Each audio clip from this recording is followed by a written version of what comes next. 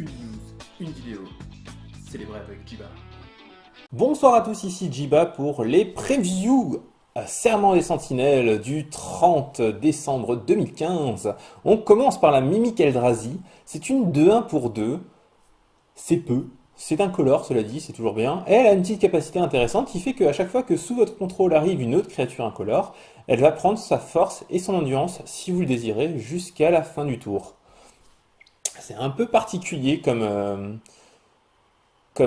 capacité, mais ça permet d'avoir une créature qui va arriver tour 2 et que si vous jouez des créatures plus puissantes par la suite, elle deviendra plus puissante au moins le tour où vous jouez à chaque fois une autre créature. Pour l'instant, je n'ai pas vu encore suffisamment de choses pour avoir l'impression qu'elle sera suffisamment puissante et intéressante, mais sait-on jamais, la carte est plutôt, c'est plutôt rigolo quand même. On continue avec Décombre de Porte des Mers. Alors c'est encore une terrain qui donne de l'incolore, hein, vous en avez déjà vu pas mal hier. Celui-là est plutôt joli d'ailleurs. Et il a une capacité supplémentaire qui fait que pour deux génériques et un incolore, vous pouvez l'engager pour piocher une carte, mais seulement si vous n'avez pas encore de carte en main. Là aussi, c'est assez difficile de savoir si cette carte va être jouable ou pas. La capacité est intéressante. Elle demande cependant de ne pas avoir de carte en main, ce qui est rarement ce qu'on aime faire à Magic, mais peut-être dans un jeu genre un jeu agressif, genre mono rouge, qui va se débarrasser très vite de ses cartes et qui va avoir besoin de l'incolore, parce que l'air de rien, l'incolore dans un jeu comme ça, c'est comme une couleur en plus au final, si on ne l'utilise pas pour autre chose que pour ce terrain par exemple. Donc ça pourrait être intéressant dans certains jeux, à voir sur le long terme. Pour l'instant, ça me paraît un poil faible, mais pourquoi pas. Ailey, Pèlerine éternelle. Alors ça, c'est une créature assez intéressante. Alors déjà, elle est légendaire, corps éclair, pas deux types qui sont incroyablement importants. C'est une 2-3 pour 2, contact mortel. Ça, par contre, c'est des stats vraiment pas mal. Et elle a des capacités bonus. Oui, c'est normalement, c'est pas forcément le cas, une 2-3 pour 2 avec contact mortel, d'avoir encore en plus du bonus, mais elle en a encore. Pour un incolore sacrifier une autre créature, vous gagnez un nombre de points de vie égal à l'endurance de la créature sacrifiée. Ça a l'air de rien, mais c'est assez important dans un format où on a peu d'effets de sacrifice et où on a pas mal d'effets qui peuvent bénéficier du sacrifice. Si vous suivez un peu le standard actuel, il y a le jeu Abzan Rally qui a beaucoup tourné, qui a fait pas mal parler de lui, notamment lors du Grand Prix Bruxelles où il y en avait 3 dans le top 8. Et c'est un jeu qui manquait un petit peu de créatures dans ce genre-là, en fait, de moteurs de sacrifice intéressants. Ça peut être le cas avec cette carte-là, notamment parce qu'en plus c'est un jeu qui avait tendance à avoir du mal contre mono rouge, alors que là, sacrifier des créatures pour gagner des points de vie, c'est très bien. Avoir contact mortel, c'est très bien, parce que c'est aussi un jeu qui avait du mal à passer des points en dehors de sa combo. Souvent, il jouait des 2-2 pour 2, et dès que le mec avait une 2-3 justement en face, c'était la fin. Là, c'est beaucoup mieux. Et ça a une deuxième capacité, puisque pour un générique, un blanc, un noir, vous pouvez sacrifier une autre créature. Donc à chaque fois, c'est une autre créature, elle ne se sacrifie pas elle-même.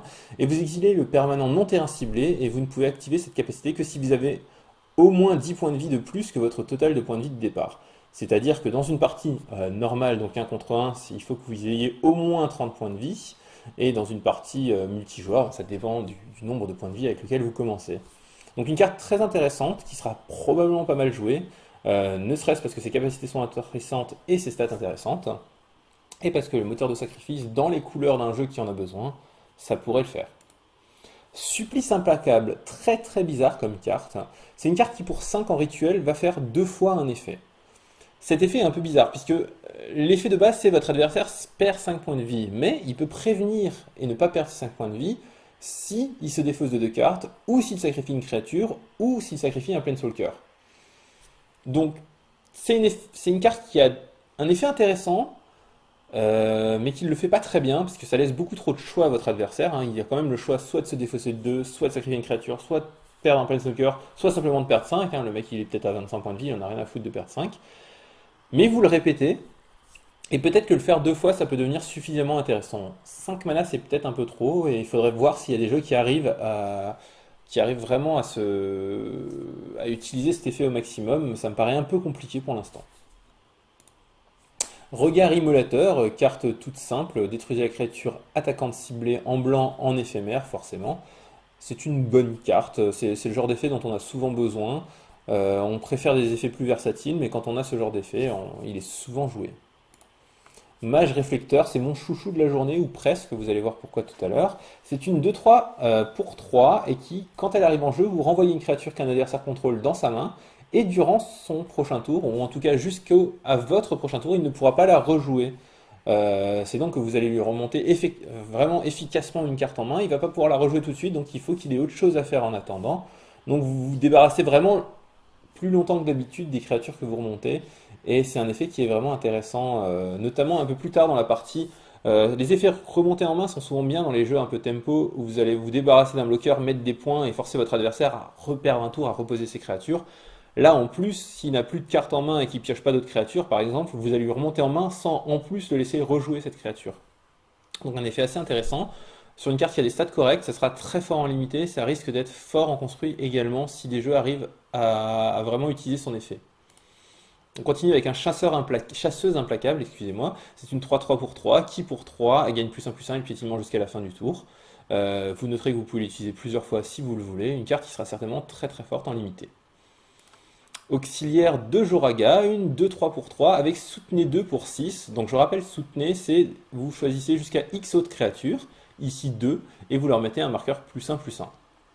6 mana, c'est un poil cher, donc en dehors du limité où ça risque d'être bien, où ça a même de fortes chances d'être très très bien, ça sera certainement trop faible pour le construit. Fondeur de l'esprit, hein, encore une carte du cycle, 2 mana de couleur opposée plus un mana générique.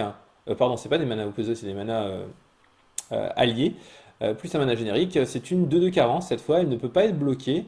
Et pour 4, 3 génériques, 1 incolore, votre adversaire exile une carte de sa main. C'est assez intéressant parce qu'on a beaucoup de cartes qui récupèrent des cartes de l'exil pour faire des effets. Donc là, vous avez un moyen un peu détourné de faire cet effet-là, de pouvoir avoir vos autres cartes pour rendre vos autres cartes plus puissantes. Mais ça risque de ne pas être très très fort en dehors du limité également. On continue avec une carte que LSV vient tout juste de poster sur Twitter, Linvala, la préservatrice, je dirais en français, je ne sais pas trop comment on va traduire ça. C'est une 5-5 vol pour 6, et lorsqu'elle arrive sur le champ de bataille, si vous avez moins de vie que n'importe lequel de vos adversaires, vous gagnez 5 points de vie, et si vous avez moins de créatures que n'importe lequel de vos adversaires, vous mettez excusez-moi, un jeton 3-3 vol en jeu. Donc une carte plutôt intéressante, une bonne mythique légendaire. À voir si elle sera suffisamment forte pour le construire, mais c'est quand même des stats qui sont relativement intéressantes. Hein. Mettre des créatures potentiellement et gagner des points de vie si vous en avez besoin, c'est plutôt pas mal. En plus, c'est des points de vie immédiats, quoi. C'est pas du lien de vie qui d'habitude est déjà une capacité très bien sur ce genre de carte. De nouveau Supplice implacable, on en a déjà parlé, je l'ai mise en double. Et voilà ma petite chouchou, Nissa, Voix de Zendikar. Là aussi, mon analyse va être un peu complexe parce que c'est vraiment complexe d'analyser un Planeswalker comme ça en dehors de tout le reste de l'extension. Il arrive avec 3 compteurs de loyauté pour 3 manas, dont 2 verts. Donc c'est correct à ce niveau-là. Elle se protège puisque pour +1, elle met sur le champ de bataille un jeton 0-1. Elle a un effet assez intéressant aussi, puisque en -2, elle met un marqueur +1/+1 sur chacune de vos créatures. Donc potentiellement, elle peut grossir toutes les plantes vertes qu'elle pose.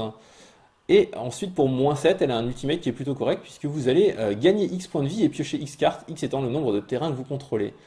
Alors c'est évident que tour 3, ça va être fort. Il n'y a pas d'elfe à mana tour 1, comme les Lianovar par exemple, en ce moment, ce qui aurait rendu cette carte tour 2 vraiment très très très forte. Et plus tard dans la partie, c'est peut-être pas assez puissant de faire des jetons 0-1.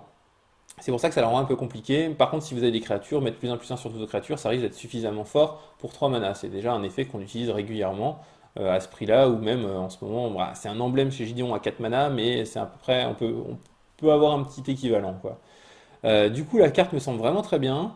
J'aime beaucoup le fait qu'elle se protège avec des 0-1 en grossissant, qu'elle soit très tôt, enfin, c'est seulement 3 mana pour un arpenteur, c'est vraiment peu, ça permet vraiment de l'utiliser pendant longtemps avec un peu de chance. Donc voilà, je pense qu'il y a pas mal de potentiel dans cette Nissa Voix de Zendikar. Je vous rappelle que vous pouvez vous abonner un peu partout. Alors demain, 31 oblige, je ferai certainement la fête. Enfin, je ferai la fête, c'est sûr. Donc je ne pourrai pas faire de vidéo. On se retrouvera le premier pour tout ce qui s'est passé le 31 et le premier, puisque j'imagine qu'ils vont quand même révéler pas mal de cartes pour fouetter la nouvelle année demain. Et donc je vous dis donc à dans 2 jours, passez un bon réveillon. Et